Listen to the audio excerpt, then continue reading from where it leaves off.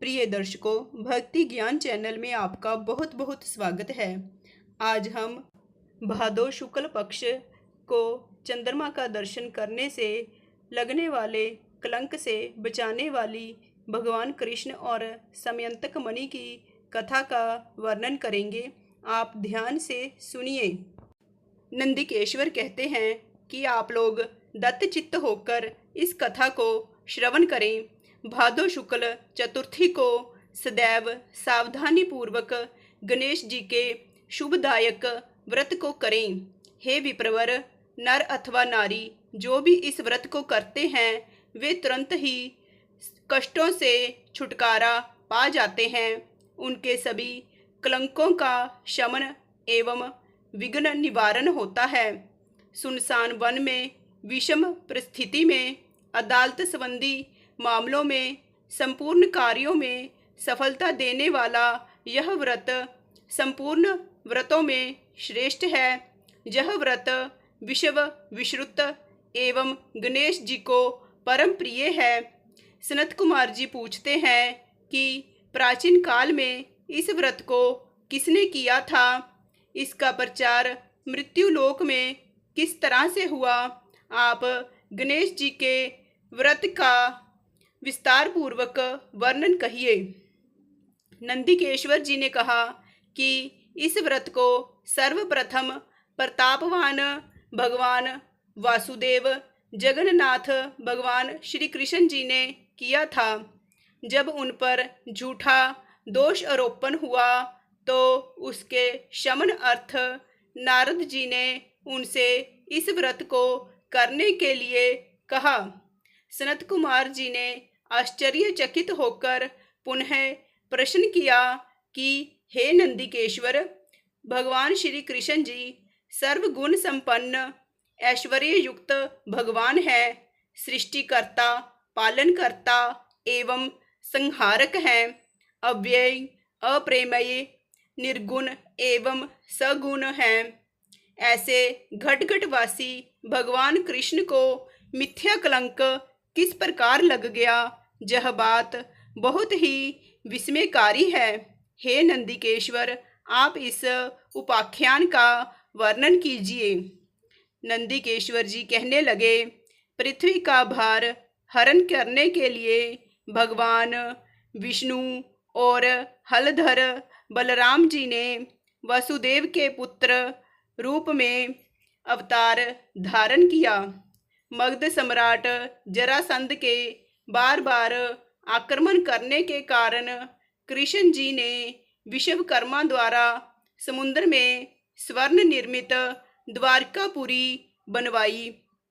उस पुरी में 16,000 रानियों के लिए 16,000 सुंदर महलों को निर्मित कराया। उन रानियों के निवास के उपभोग के निमित्त पारिजात वृक्ष का आरोपण कराया। इसके अतिरिक्त 56 करोड़ यादवों के लिए 56 करोड़ भवनों की व्यवस्था की और अन्य लोगों के निवास का भी प्रबंध करवाया, जहां जनता शांतिपूर्वक बसती थी। त्रिलोक्य में उपलब्ध होने वाली जितनी वस्तुएं थी सभी का वहां संग्रह किया गया था। उस द्वारकापुरी में उग्र नामक यादव के सत्राजित और प्रसेन नामक 2 पुत्र हुए। समुद्र तट पर स्थित भाव से सूर्य नारायण को प्रसन्न करने के लिए वीर्यवान सत्राजित तपस्या करने लगे। वे निराहार रहकर सूर्य की ओर टकटकी बांधकर आराधना करने लगे। भगवान सूर्य प्रसन्न हुए और प्रसन्न हो सत्राजीत के समक्ष प्रकट हुए। सत्राजीत भी अपने आराध्य के दर्शन से बहुत ही प्रसन्न हुए। सत्राजीत स्तुति करने लगे कि हे तेजपुंज, हे स्वतः प्रकाशवान, हे काश्य प्रिय, हे चंद्रमा को प्रकाशित करने वाले, हे वेद त्रयी स्वरूप, हे संपूर्ण देवों के अधिपति, आपको मेरा नमस्कार है। हे देवराज, आप मेरे पर प्रसन्न हो। हे दिवाकर, आपकी कृपा दृष्टि मेरे ऊपर हो जाए। सत्यजीत की ऐसी स्तुति से भगवान सूर्य ने सत्यजीत से शांत, गंभीर एवं मधुर वाणी में कहा कि हम तुम्हारे ऊपर बहुत प्रसन्न हैं। तुम्हारी जो अभिलाषा हो वह हमसे मांग लो। हे महाभाग्यशाली सत्यजीत, हम तुम्हारी आराधना से संतुष्ट हैं। अब तुम इस सुंदर रत्न को ले लो। यह देवों को भी अप्राप्य है। ऐसा कहकर प्रसन्न मन से भगवान ने अपने कंठ से मणि उतारकर उसे दे दी। भगवान सूर्य ने उससे कहा कि यह प्रतिदिन 8 भार अर्थात 24 मन सोना प्रदान करती है। अतः मणि धारण करने के समय पवित्र रहना चाहिए। हे सत्यजीत, अशोच अवस्था में धारण करने से धारक का मरण हो जाता है। इतना कहकर तेजवान भगवान सूर्य वहीं अंतर्धान हो गए। उस मणि को धारण करके सत्यजीत ऐसे सुशोभित हुए मानो वह सूर्य नारायण ही हैं। हे राजन, उनके द्वारकापुरी में प्रवेश करने पर उस तेज के कारण किसी को मालूम ना हुआ कि कौन आ रहा है। उस कांतिमान मणि को कंठ में धारण किए हुए वह कृष्ण जी की द्वारिका में तुरंत ही चले आए। उस मणि की चमक से देखने वालों ने समझा कि साक्षात सूर्य भगवान ही आए हैं। जब लोगों ने समीप आकर स्पष्ट रूप से देखा तो उनकी समझ में आया कि यह सूर्य नहीं है, ये तो सत्यजीत है, जो कंठ में मणि धारण करने के कारण सुशोभित हो रहे हैं। सत्यजीत के कंठ में समयंतक मणि को देखकर भगवान कृष्ण का मन ललायत हो उठा, परंतु उन्होंने उसे लेने की चेष्टा नहीं की। इधर सत्यजीत के मन में संदेह उत्पन्न हो गया कि कहीं कृष्ण जी मुझसे यह मणि मांग ना ले। इस भय से उसने उस मणि को अपने भाई प्रसेनजीत को दे दिया, साथ ही उसे पवित्र रहकर पहनने के लिए सावधान भी कर दिया। एक समय की बात है कि प्रसेनजीत उस मणि को पहने हुए ही कृष्ण जी के साथ वन में आखेट के लिए गए। अशुचिता के कारण अश्वारूढ़ प्रसेनजीत को एक शेर ने मार डाला। उस सिंह को रतन लेकर जाते देखकर जांबवान ने मार डाला। जांबवान ने उस मणि को गुफा में लाकर अपने बेटे को दे दिया। इधर श्री कृष्ण जी अपने सहयोगी शिकारियों के साथ द्वारिका में लौट आए। समस्त द्वारिका वासियों ने अकेले कृष्ण को आया देखकर ऐसा अनुमान लगाया कि मणि के लोभ में कृष्ण ने प्रसेनजीत की हत्या कर डाली है। ऐसा कौन सा अधर्म है जो लोभी के लिए करनीय ना हो। लोभी तो गुरुजनों का भी वध कर डालता है। इसी प्रकार की चर्चा सब लोग करने लगे। झूठे दोष आरोपण से श्री कृष्ण जी के मन में बहुत ही दुख हुआ और वे किसी से बिना कुछ कहे सुने लोगों को साथ लेकर नगर से बाहर चले गए। वन में जाकर कृष्ण ने देखा कि एक स्थान पर प्रसेनजीत सिंह द्वारा मृत होकर पड़े हैं। सवारी के साथ प्रसेनजीत के पद चिन्हों के सहारे वहां गए जहां ऋक्ष ने सिंह को मारा था। रक्त बिंदु के आधार पर श्री कृष्ण उसकी गुफा में घुस गए। ऋक्षराज की गुफा बहुत ही भयंकर थी और उसमें गहन अंधेरा था। अतः प्रजाजनों को गुफा द्वार पर छोड़कर भगवान कृष्ण अकेले ही उसमें प्रविष्ट हो गए। अपने तेज के अंधकार निवारण करते हुए भगवान उस गुफा में 400 कोस तक चले गए। वहां पहुंचने पर उन्होंने रमणीक स्थान एवं महल को देखा। वहां पर जाम्बवान का पुत्र सुंदर पालने में झूल रहा था और पालने में मणि रत्न लटक रहे थे। बालक के उस खिलौना स्वरूप मणि को लेने के लिए भगवान कृष्ण उसके निकट खड़े हो गए।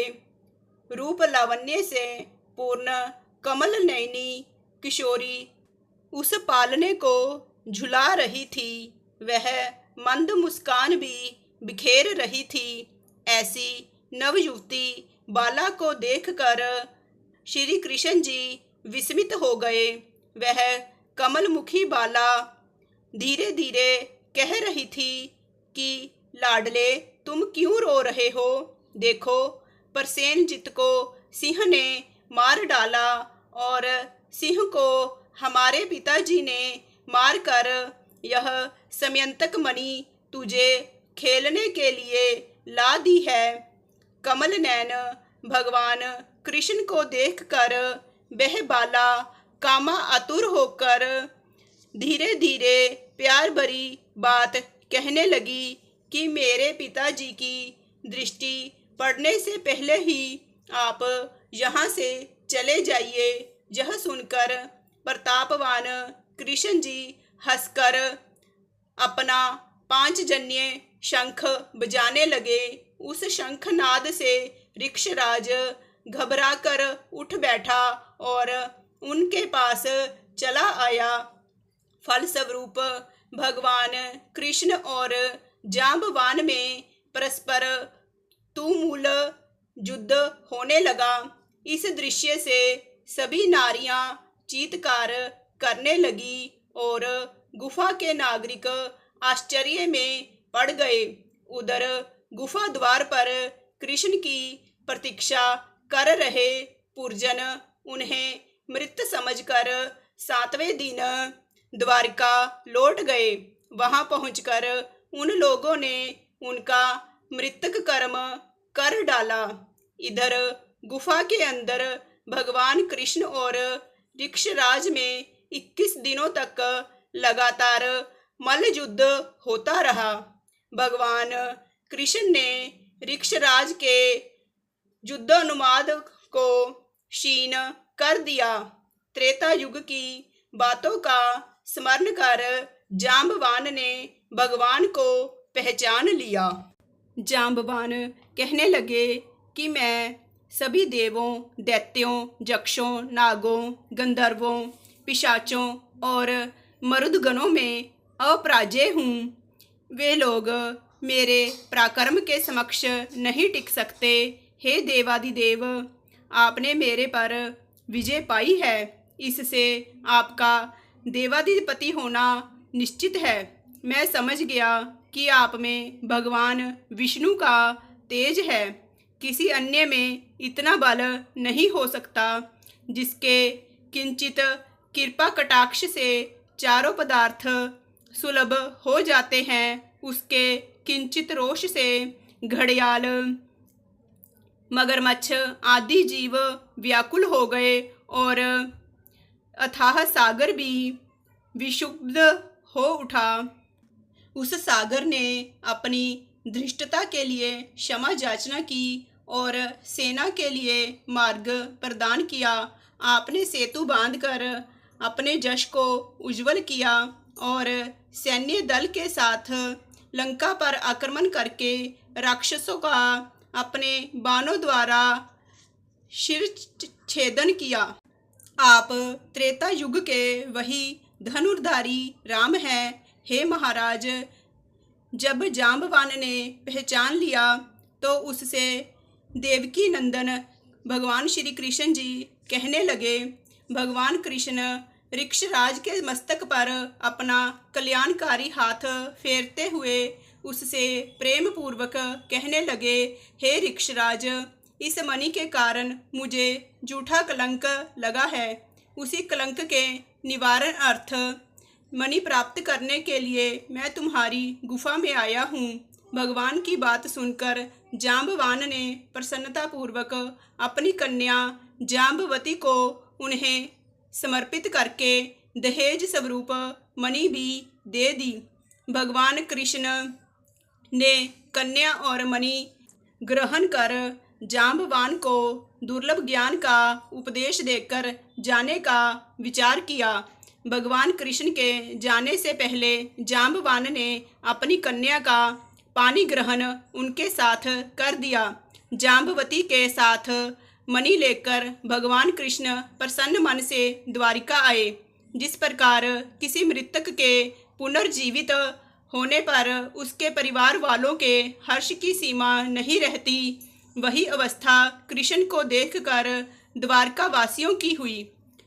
श्री कृष्ण को धर्मपत्नी के साथ मणि लेकर लौटा देखकर सभी लोग उत्सव मनाने लगे। भगवान कृष्ण प्रसन्न होकर मित्र वर्ग के साथ सुधर्मा सभा अर्थात यादवों की राजसभा में आए।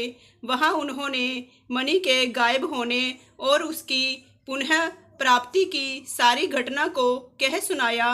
भगवान कृष्ण ने राज्यसभा में उपस्थित सत्राजीत को अपने पास बुलाकर उसे वह मणि दे दी। यादव संसद सदस्यों के सामने मणि देकर भगवान झूठे कलंक के दोष से मुक्त हो गए। सत्राजीत बुद्धिमान थे। मणि पाकर उन्हें लज्जा आई, जिसके फलस्वरूप उन्होंने अपनी कन्या सत्यभामा का विवाह श्री कृष्ण जी के साथ कर दिया।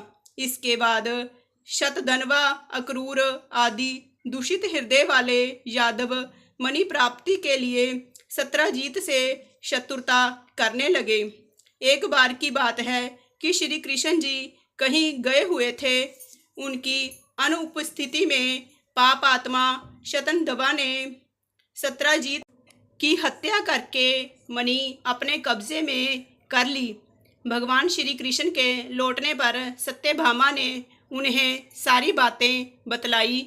एक बार नगर में पुनः चर्चा उठी कि जे कृष्ण भीतर से तो काले अर्थात कलुषित हृदय वाले हैं और ऊपर से सीधे दिखते हैं। तब भगवान कृष्ण ने बलदेव जी से कहा कि भैया, शतधन्वा ने सत्राजीत का वध कर डाला है, अतः अब वह मणि के साथ पलायन करने वाला है। शतधन्वा ने सत्राजीत की हत्या करके हम लोगों की मणि का अपहरण कर लिया है। वह मणि हम लोगों के लिए भोग्य है, इसमें कोई संदेह नहीं है। यह बात जब शतधन्वा को मालूम हुई तो उसने भयभीत होकर मणि को अक्रूर को दे दिया। मणि देने के पश्चात वह एक घोड़ी पर आरूढ़ होकर दक्षिण की ओर भाग गया। इधर रथ आरूढ़ होकर बलराम और श्री कृष्ण उसका पीछा करने लगे। 100 योजन के बाद उसकी घोड़ी मार डाली गई। तब वह पैदल ही भागा। श्री कृष्ण जी ने दौड़कर उसे पकड़ लिया और उसका वध कर डाला। मणि के लिए इच्छुक कृष्ण जी ने रथारूढ़ बलदेव जी से कहा कि भैया, इसके पास से तो मणि नहीं मिली। कृष्ण जी की बात से बलराम जी ने रुष्ट होकर कहा, कृष्ण, तुमने सदैव से कपट का व्यवहार किया है। तुमसे बढ़कर लोलुप और पापी कोई अन्य व्यक्ति नहीं होगा। जब तुम धन के लोभ में पड़कर अपने सके संबंधियों की हत्या करने में भी नहीं चूकते, तो ऐसा कौन भाई बंधु होगा जो तुम्हारा साथ दे। इसके बाद बलराम जी की तुष्टि के लिए श्री कृष्ण ने शपथ के द्वारा उन्हें प्रसन्न करने का प्रयास किया। ऐसे मिथ्या अपवाद के क्लेश को सहन करना धिक्कार है। ऐसा कहकर बलदेव जी विदर्भ देश की ओर चले गए और कृष्ण जी रथ में सवार होकर द्वारकापुरी में वापस लौट आए। कृष्ण के लौटने पर द्वारकावासी पुनः चर्चा करने लगे कि कृष्ण ने अपने बड़े भाई बलराम जी को द्वारका से बाहर निकालकर अच्छा काम नहीं किया। मणि के लोभ में उन्हें ऐसा करना उचित नहीं था। इस लोक अपवाद से श्री कृष्ण के मन में बहुत ही खेद हुआ और उनका चेहरा मुरझा गया। इधर अक्रूर भी तीर्थाटन के लिए द्वारका से निकल पड़े। उन्होंने काशीपुरी में आकर यज्ञवती भगवान के लिए विष्णु योग किया। अक्रूर ने उस मणि के द्वारा दैनिक स्वर्ण प्राप्ति के द्वारा सभी लोगों को दक्षिणा देकर संतुष्ट किया। नगर में विभिन्न देवों के मंदिरों का निर्माण कराया। सूर्य द्वारा प्रदत्त उस मणि को सदैव अक्रूर पवित्रता के साथ धारण करते थे। फलस्वरूप वे जहाँ भी रहते वहाँ ना तो कभी अकाल पड़ता था और ना ही व्याधि जनित किसी रोग का प्रकोप होता था। भगवान कृष्ण सर्वज्ञ थे। वे सभी बातों को जानते थे। मनुष्य देहधारी होने के कारण लोकाचार के लिए मायाविष्टता में अपनी अज्ञानता प्रकट करते थे। देखो तो मणि के कारण भाई बलराम जी से विरोध हुआ। बार बार तरह तरह के अभियोग लगते रहे। अतः इतना कलंक कहाँ तक सहा जाए। श्री कृष्ण जी की इस चिंता आतुर अवस्था में ही वहाँ नारद जी आ पहुँचे। भगवान द्वारा अभ्यर्थित होकर आसन पर सुखपूर्वक बैठे मुनि कहने लगे। नारद जी ने कहा कि हे भगवान, आप खिन्न क्यों दिखाई पड़ रहे हैं? आप किस चिंता में पड़े हुए हैं? हे केशव, आप संपूर्ण वृत्तांत मुझसे कहिए। श्री कृष्ण जी ने कहा कि हे देवर्षि नारद, मुझे बार बार अकारण कलंक लग रहा है। इस कारण मुझे अत्यंत पश्चाताप है। मैं आपकी शरण में हूँ, आप मुझे चिंता रहित कीजिए। नारद जी ने कहा कि हे देव, आप पर लगने वाले कलंक का कारण मैं जानता हूँ। आपने भादो सुदी चतुर्थी को चंद्र दर्शन किया है, इसीलिए आपको बार बार कलंकित होना पड़ रहा है। नारद जी की बात सुनकर भगवान श्री कृष्ण सार गर्भित वाणी में कहने लगे कि हे देवऋषि नारद जी, चतुर्थी के चंद्र दर्शन से कैसा दोष लगता है, जबकि द्वितीया के चांद का लोग दर्शन करते हैं और इसका सुंदर फल पाते हैं। नारद जी ने कहा कि स्वयं गणेश जी ने दर्शनीय रूप वाले अर्थात सुंदरतम रूप पर गर्व करने वाले चंद्रमा को श्राप दिया है कि आज के दिन जो लोग तुम्हारा दर्शन करेंगे, समाज में उन्हें व्यर्थ ही निंदा का पात्र होना पड़ेगा। श्री कृष्ण जी ने पूछा कि हे मुनिवर, अमृत की वृष्टि करने वाले चंद्रमा को गणेश जी ने क्यों श्राप दिया? आप इस सर्व उत्तम उपाख्यान का विस्तृत वर्णन कीजिए। नारद जी ने उत्तर दिया कि प्राचीन काल में ब्रह्मा, विष्णु और शिव जी ने मिलकर गणेश जी को अष्ट सिद्धि तथा नवनिधि को पत्नी स्वरूप प्रदान किया। इसके बाद शास्त्रोक्त विधि से गणेश जी की पूजा करके उन्हें संपूर्ण देवों में अग्रणी बनाकर प्रजापति ब्रह्मा जी उनकी स्तुति करने लगे। ब्रह्मा जी ने कहा कि हे हाथी सदृश मुख वाले, हे गणपति, हे लंबोदर, हे वरदायक, हे समस्त विद्याओं के अधिपति, हे देवताओं के अधिनायक, हे सृष्टिकर्ता, पालक एवं संहारकर्ता गणेश जी, जो लोग भक्ति पूर्वक आपको लड्डू चढ़ाकर पूजन करेंगे, उनके सभी विघ्न दूर हो जाएंगे और दुर्लभ सिद्धि प्राप्त होगी, इसमें संशय नहीं। जो देवता या दानव आपकी पूजा किए बिना सफलता की कामना करते हैं, उन्हें अरबों कल्प तक भी सिद्धि नहीं मिलती। हे गणाध्यक्ष, आपके कृपा कटाक्ष के बल पर सदा विष्णु पालन करते हैं तथा शिवजी संहार करते हैं। ऐसी स्थिति में मेरी सामर्थ्य नहीं है जो मैं आपकी स्तुति कर सकूं। ब्रह्मा जी के मुख से ऐसी स्तुति सुनकर गणेश जी ने विश्व के अधिपति ब्रह्मा जी से प्रेम पूर्वक कहा।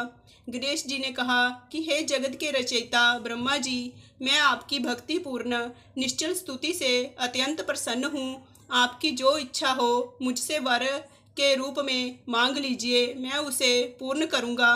ब्रह्मा जी ने कहा कि हे प्रभु, सृष्टि के रचना काल में मुझे किसी प्रकार की भी बाधा ना हो। यह सुनकर गणेश जी ने प्रसन्न मन से मुस्कुराते हुए कहा, ऐसा ही होगा, अर्थात आपका कार्य निर्विघ्न रूप से चलता रहेगा। ब्रह्मा जी अभिष्ट वरदान पाकर अपने लोक को चले गए। इधर स्वे इच्छा से भ्रमण करने वाले गणेश जी ने सत्यलोक से चलकर अपना अद्वितीय स्वरूप धारण किया। आकाश मार्ग से चंद्रलोक में जा पहुँचे। रूपशाली चंद्रमा ने गणेश जी के ऐसे हास्य योग्य स्वरूप को देखा, जिसमें उनकी लंबी सूंड, सूप के समान कान, लंबे दांत, भारी भरकम तोंदिला पेट और चूहे के वाहन पर आसीन हैं। ऐसे विस्मयकारी रूप को देखने से रूप गर्वित चंद्रमा को हंसी आ गई।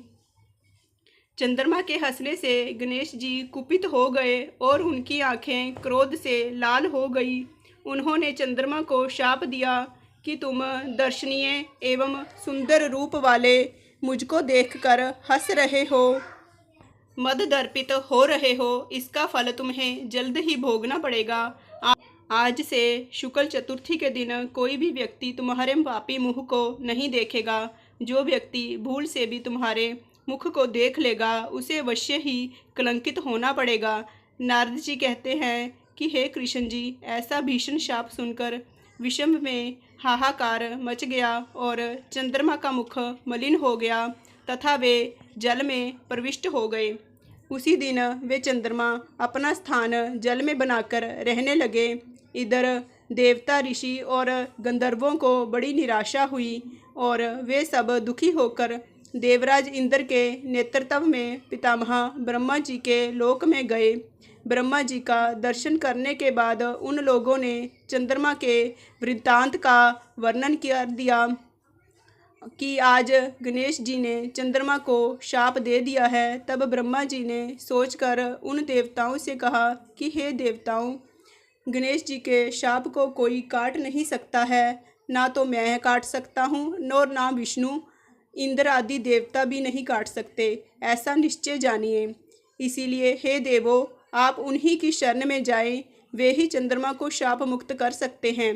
देवताओं ने पूछा कि हे पितामह, हे अतीव बुद्धिशाली, हे प्रभु, किस उपाय से गजानन प्रसन्न होकर वर देंगे, आप उसी उपाय को बतलाइए। ब्रह्मा जी ने कहा कि गणेश जी का पूजन विशेषतः कृष्ण चतुर्थी को रात्रि में यत्न पूर्वक करना चाहिए। शुद्ध घी में उन्हें मालपुआ, लड्डू आदि का भोग बनाकर लगाना चाहिए। स्वयं भी इच्छा पूर्वक मीठा अन्न, हलवा, पूरी, खीर आदि का भोग लगाकर प्रसाद ग्रहण करना चाहिए। ब्राह्मणों को दान स्वरूप गणेश जी की स्वर्ण प्रतिमा देनी चाहिए। शक्ति के अनुसार दक्षिणा दें। धन रहते हुए कंजूसी नहीं करनी चाहिए। पूजन, व्रत आदि की विधि जानकर सब देवताओं ने देवगुरु बृहस्पति जी को भेजा और उन्होंने चंद्रमा के पास जाकर ब्रह्मा जी की बताई हुई विधि सुनाई। चंद्रमा ने ब्रह्मा जी की बताई हुई विधि के द्वारा गणेश जी का व्रत एवं पूजन किया, जिसके फलस्वरूप प्रसन्न होकर भगवान गणेश जी प्रसन्न हो गए। अपने सम्मुख गणेश जी को क्रीड़ा करते हुए देखकर चंद्रदेव उनकी स्तुति करने लगे। चंद्रमा ने कहा, हे विभो, आप समस्त कारणों में आदि कारण हैं। आप सर्वज्ञ एवं सबके जानने योग्य हैं। आप मुझ पर प्रसन्न होइए। हे देवाधिपति, हे जगन निवास, हे लंबोदर, हे वक्रतुंड, हे गणेश जी, हे ब्रह्मा विष्णु से पूजित, मैंने गर्व के कारण आपका उपहास किया था, इसके लिए मैं आपसे क्षमा प्रार्थी हूँ। आप मुझ पर प्रसन्न होइए। हे गणेश जी, जो आपकी पूजा ना करके अर्थ सिद्धि की इच्छा रखते हैं, वे संसार में मूर्ख और अभागे हैं। मुझे अब आपके संपूर्ण प्रभाव का ज्ञान हो गया है। जो पापात्मा आपकी पूजा से विमुख रहते हैं, उन्हें नरक में भी स्थान नहीं मिलता। चंद्रमा द्वारा ऐसी स्तुति सुनकर गणेश जी हंसते हुए मेघ के समान गुरु गर्जना में बोले। गणेश जी ने कहा कि हे चंद्रमा, मैं तुम्हारे ऊपर प्रसन्न हूँ। तुम्हारी जो इच्छा हो वह तुम मुझसे वरदान के रूप में मांग लो, मैं तुम्हें देने के लिए तैयार हूँ। चंद्रमा ने कहा कि मेरा दर्शन सभी लोग पुनः पूर्ववत करने लगे। चंद्रमा ने कहा कि हे गणेश्वर, आपकी कृपा से मेरे पाप शाप दूर हो जाएं। यह सुनकर गणेश जी ने कहा कि हे चंद्र, मैं तुम्हें इसके बदले दूसरा वरदान दे सकता हूँ, किंतु यह नहीं दे सकता। विघ्नेश्वर गणेश जी के ऐसे वचन को सुनकर ब्रह्मा आदि देवगण अत्यंत भयभीत होकर भक्तवत्सल गणेश जी की प्रार्थना करने लगे। देवता लोग निवेदन करने लगे कि हे देवादिदेव, आप चंद्रमा को श्राप मुक्त कर दें, यही वरदान हम सभी आपसे चाहते हैं। आप ब्रह्मा जी के बड़प्पन का विचार कर चंद्रमा को शाप मुक्त कर दें। देवताओं की बात सुनकर गणेश जी ने बड़े ही आदर के साथ कहा कि आप लोग मेरे भक्त हैं, अतः मैं आप लोगों को अभीष्ट वर प्रदान करता हूँ। गणेश जी ने कहा कि जो लोग भादो सुदी चौथ को चंद्रमा का दर्शन करेंगे उन्हें मिथ्या कलंक तो अवश्य ही लगेगा, इसमें कोई भी संदेह नहीं है। किंतु महीने के आरंभ में शुक्ल द्वितीया के दिन जो व्यक्ति हर महीने में लगातार तुम्हारा दर्शन करते रहेंगे उन्हें भादो सुदी चौथ के दर्शन का दुष्परिणाम नहीं भोगना पड़ेगा। नारद जी कहते हैं कि हे कृष्ण, तभी से द्वितीया के दिन सब लोग आदरपूर्वक चंद्र दर्शन करने लगे। स्वयं गणेश जी ने द्वितीया के चंद्र दर्शन की महत्ता का वर्णन किया है, किंतु दूज के चंद्रमा का दर्शन करने वाले जो पापात्मा भाद्र शुक्ल चतुर्थी को तुम्हारा दर्शन करेंगे उन्हें 1 वर्ष के भीतर ही मिथ्या कलंक का भागी होना पड़ेगा। इसके पश्चात चंद्रमा ने गणेश जी से पुनः पूछा कि यदि ऐसी घटना घटित हो जाए तो हे देवादिदेव, आप किस उपाय से प्रसन्न होंगे, यह बताने की कृपा कीजिए। श्री गणेश जी ने कहा कि कृष्ण पक्ष की प्रत्येक चतुर्थी को जो लोग लड्डू का भोग लगाकर मेरा पूजन करेंगे और विधि पूर्वक रोहिणी के साथ तुम्हारी पूजा करेंगे, जो लोग मेरी स्वर्ण प्रतिमा का पूजन करके कथा श्रवण करेंगे एवं ब्राह्मण भोजन करा कर उन्हें दान देंगे, तो मैं सदैव उनके कष्टों का निवारण करता रहूँगा। यदि स्वर्ण प्रतिमा निर्मित कराने की क्षमता ना हो तो मिट्टी की प्रतिमा का विविध सुगंधित फूलों से मेरी पूजा करें। फिर प्रसन्न मन से ब्राह्मण को भोजन कराकर विधि पूर्वक पूजन करने के बाद कथा सुनकर वर्णित द्वारा ब्राह्मण को समर्पण कर दें कि हे देवदेव गणेश जी, आप हमारे इस दान से प्रसन्न होइए और सदैव सभी समय हे देव, आप हमारे कार्यों को निर्विघ्न पूरा करें। आप सम्मान, उन्नति, धन धान्य, पुत्र पौत्र आदि देते रहें। हमारे वंश में विद्वान, गुणी और आपके भक्त पुत्र उत्पन्न होते रहें। इसके बाद ब्राह्मण को यथाशक्ति दान की दक्षिणा दें। नमकीन पदार्थों से विरहित होकर लड्डू, मालपुआ, खीर आदि मीठे पदार्थों का ब्राह्मण को भोजन कराकर स्वयं इच्छा अनुसार भोजन करें, तो मैं सदा विजय, कार्य में सिद्धि, धन धान्य, विपुल संतति देता रहूँगा। इस प्रकार कहकर सिद्धि विनायक गणेश जी अंतर्धान हो गए। नारद जी ने कहा कि हे कृष्ण जी, आप भी इस व्रत को कीजिए, आपका कलंक छूट जाएगा। तब नारद जी के आदेश अनुसार भगवान कृष्ण ने अनुष्ठान किया। इस व्रत के करने से श्री कृष्ण जी कलंक से मुक्त हो गए। नारद जी कहते हैं कि जो कोई आपके समंत्यक मणि के उपाख्यान को सुनेंगे, चंद्रमा के चरित्र का कथानक सुनेंगे, उन्हें भाद्र शुक्ल चतुर्थी के चंद्र दर्शन का दोष नहीं लगेगा। जब भी मानसिक संकट या किसी तरह का संशय उत्पन्न हो, चंद्रमा का दर्शन भूल से हो जाए, तो उसके निमित्त इस कथा को सुनना चाहिए। ऐसा देवताओं ने वर्णन किया है कि कृष्ण जी ने गणेश जी की आराधना करके व्रत और पूजन से उन्हें प्रसन्न किया। अतः मनुष्य को चाहिए कि इस क्लेश शापहारक कथा को अवश्य ही सुने। नर अथवा नारी पर किसी प्रकार का संकट आने पर इस व्रत के करने से उनके सभी मनोरथ सिद्ध होते हैं। विघ्न विनाशक गणेश जी की प्रसन्नता से मनुष्य को संसार के सभी पदार्थ सुलभ हो जाते हैं। जय गणेश जी की।